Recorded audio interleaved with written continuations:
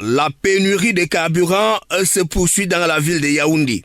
Pour se ravitailler et faire également des réserves, les automobilistes utilisent des récipients pour conserver le précieux liquide qui se raréfie dans les stations-service. Seulement, ces méthodes de ravitaillement à la pompe inquiètent.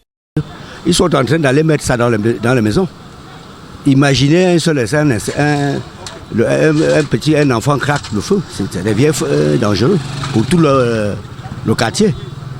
Donc l'État devait prendre en compte cette insécurité et empêcher même ça de servir, comme ils ont dit au départ. C'est très dangereux, c'est même très délicat parce qu'il y a des gens qui fument et qui marchent, qui passent partout là.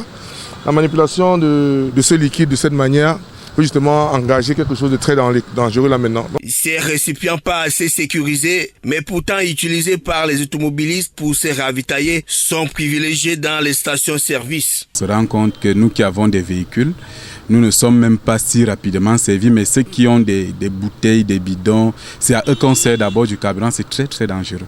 Certains chefs de station parlent d'une tolérance nécessaire afin d'éviter des bousculades, même si cette manipulation du carburant présente de gros risques.